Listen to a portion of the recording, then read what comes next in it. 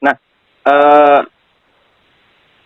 karena puasa itu adalah untuk melatih rohani, yaitu agar senantiasa kita menyadari keberadaan Allah Subhanahu wa taala, dan tentu sebagai umatnya kita meyakini inilah, ya, dengan cara berpuasa inilah Allah menyayangi kita. Allah menyayangi umatnya. Dengan puasa tentu itu akan kembali kepada diri kita sendiri, kebaikan kita sendiri. Tetapi yang paling utama itu adalah menumbuhkan kesadaran bahwasanya ada Allah yang senantiasa mengawasi kita. Maka nanti terhubung juga dengan nilai-nilai yang lain di dalam pendidikan, pendidikan rohani terutama. Makanya kita tidak berani kemudian untuk melakukan sesuatu di luar dari misalkan keikhlasan kepada Allah Subhanahu wa taala. Kita saking takutnya karena Allah Subhanahu wa taala yang senantiasa tahu apa yang ada di hati kita, maka ketika kita memberi makan orang, ketika kita menyumbang, ketika kita sholat, ketika kita melakukan ibadah-ibadah yang lainnya seperti haji, tidak berani kita untuk meniatkan kalau bukan kepada selain Allah Subhanahu wa taala. Misalnya di dalam surah Al-Insan, di dalam ayat yang ke-8 itu disebutkan wa yut'imuna at'ama 'ala hubbihi miskina wa yatima wa asira, ya, dan mereka memberikan makanan yang disukainya kepada orang miskin, anak yatim, dan orang yang ditawan. Nah, di ayat 9 disebutkan innama nut'imukum liwajhillah la nuridu minkum jazaa'an wala syukura. Sambil berkata apa? Sesungguhnya kami memberi makanan kepadamu hanyalah karena mengharapkan keridhaan Allah. Kami tidak mengharap balasan dan berterima kasih dari. Jadi innama nut'imukum liwajhillah. Ini bahwasanya sungguhnya kami memberikan makanan kepadamu hanya karena mengharapkan keridhaan Allah. Ikhlas hanya karena Allah Subhanahu wa taala. Tidak menginginkan yang lainnya, tidak menginginkan balasan, tidak menginginkan ucapan terima kasih, murni kepada Allah Subhanahu wa taala.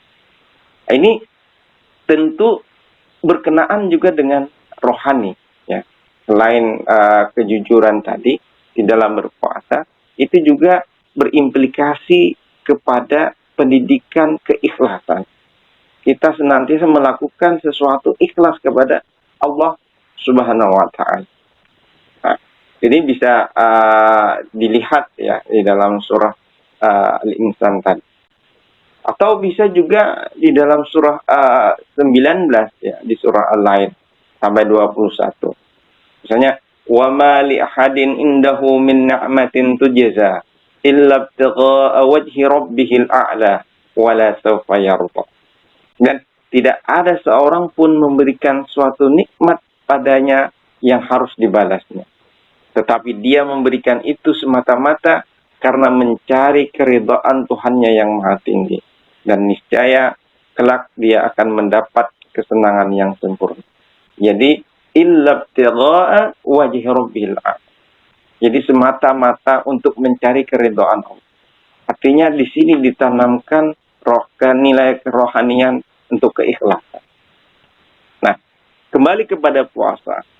Jadi yang paling ditekankan sebenarnya di dalam ibadah puasa ini, dengan metode puasa ini adalah yaitu agar kita senantiasa terhubung dengan Allah Subhanahu wa taala.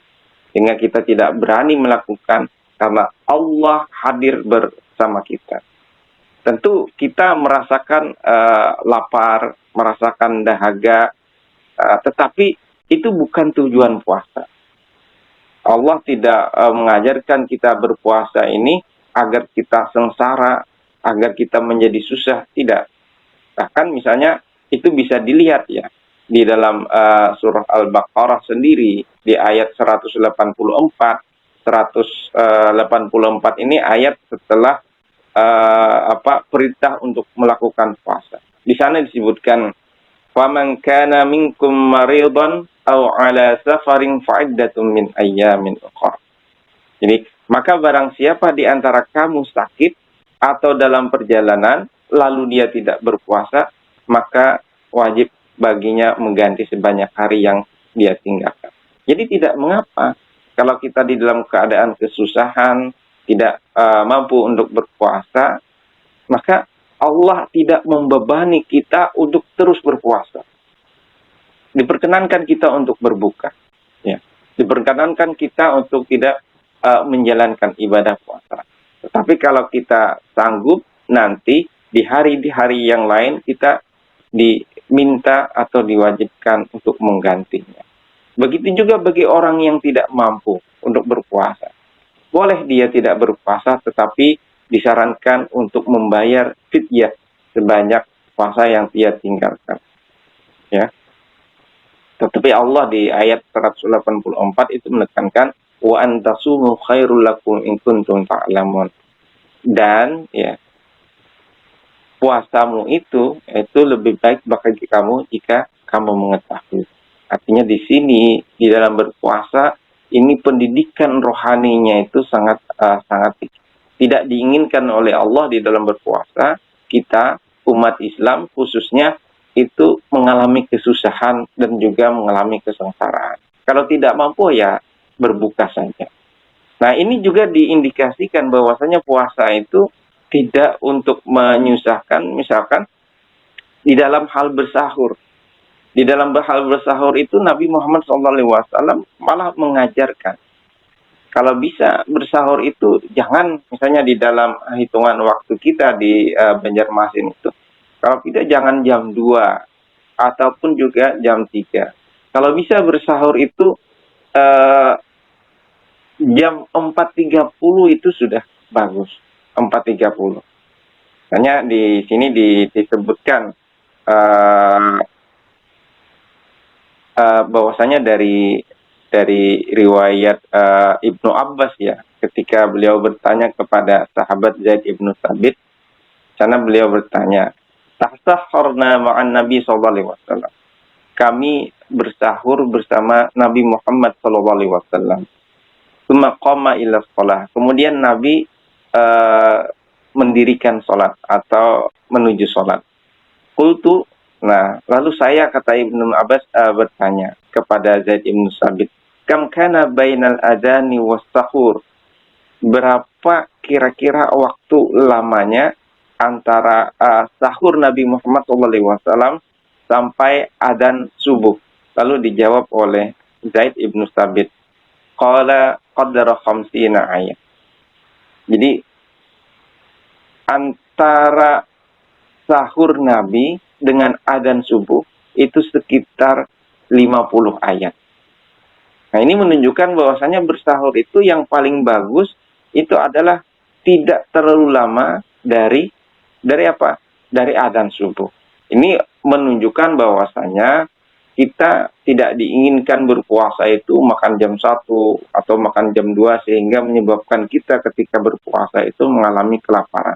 Bahkan di dalam konteks berbuka pun kemudian Nabi mengajarkan agar kita mentakjil atau menyegerakan berbuka.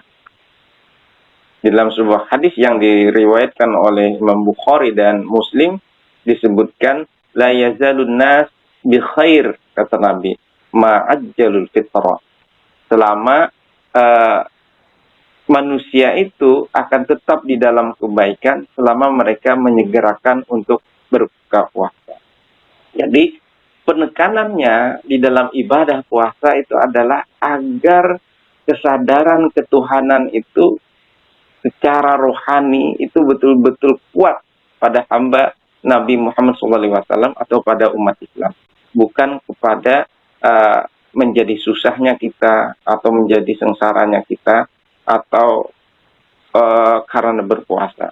Bahkan berpuasa ini tidak diuntukkan bagi orang-orang yang orang-orang yang dewasa saja, orang-orang yang anak-anak pun, yang remaja pun, itu diperkenankan untuk melatih. Ya. Kalau puasa itu dihargai, dinilai berdasarkan seberapa kuat, tentu orang yang kuat berpuasanya, bahkan yang tidak buka pada saat maghrib, itu yang akan dapat pahala. Tetapi Nabi mengajarkan bukan itunya. Malah disuruh untuk menyegerakan berbuka puasa. Karena penekanannya itu tadi adalah pendidikan rohani yang diajarkan oleh Nabi, agar senantiasa kita merasa ada kehadiran Allah Subhanahu wa taala di dalam kehidupan kita. Mungkin ini dari saya pengantar dari di dalam Ramadan pada sore hari ini, Mbak. Terima kasih.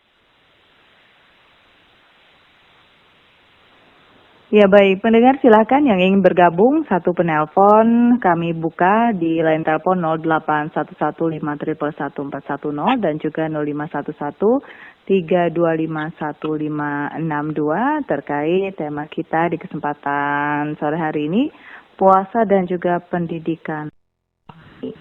Ini yang ingin bergabung silakan sekali lagi di dua line telepon 0811501410 dan juga 051132515562. Baik, Ustadz, ini tadi seperti yang Ustadz Fahmi bilang, puasa harus apa ya? Kalau bisa disembunyikan ya Ustadz. Nah, tapi kalau misalkan disuguhi atau ditawarkan orang minum, ya mau tidak mau kita harus jujur, kita harus puasa seperti itu kan bilang. Nah, itu seperti apa Ustadz? Ya, baik. Tentu saja ada bagian-bagian tertentu ya di dalam berpuasa ini yang menyebabkan orang lain tahu ya. Orang lain tahu bahwasanya kita berpuasa. Misalnya dari tadi ya, contohnya ditawari orang minum. Tapi kalau di lingkungan kita di dalam ibadah Ramadan ya, terutama mana ada orang yang mau menawari kita minum ya, terutama orang yang tahu itu muslim. Ya mungkin yang dimaksud itu adalah ketika kita melaksanakan ibadah tatawu di dalam konteks berpuasa, seperti puasa-puasa sunat ya, di luar ibadah ibadah wajib di bulan Ramadan. Tapi tentu tetap saja pada intinya yang disabdakan oleh Nabi Muhammad yang bersumber dari Allah Ta'ala tadi, bahwasanya puasa itu sangat personal. Ya. Sangat personal sifatnya, sangat pribadi. Coba saja misalnya kita tidak melaksanakan tidak melakukan makan dan minum ya.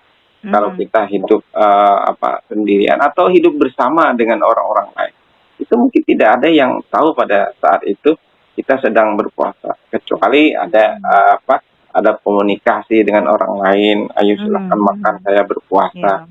Mungkin kalau bulan Ramadan tidak mungkin ya ditawari itu Ustaz ya. Mungkin di saat-saat waktu-waktu kita mengganti puasa kita yang sempat bolong seperti itu Ustaz. Ya, tapi pada intinya itu, artinya puasa ini sangat personal.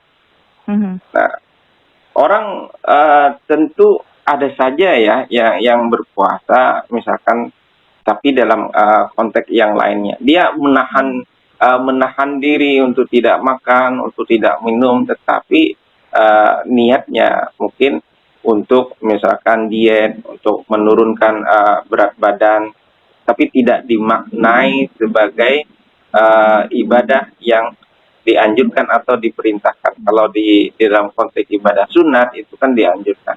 Kalau yang wajib itu diperintahkan atau diwajibkan oleh Allah Subhanahu wa Ta'ala. Sehingga ada tujuan-tujuan yang lain di dalam ibadah puasanya. Tapi dalam hal ini ya, dalam hal ini tapi nawa itu juga ya Ustaz. Iya, makanya tadi ikhlas itu kan tidak ada yang tahu. Makanya tidak bisa kita menghukumi orang lain itu apakah dia ikhlas atau tidak ya. Misalnya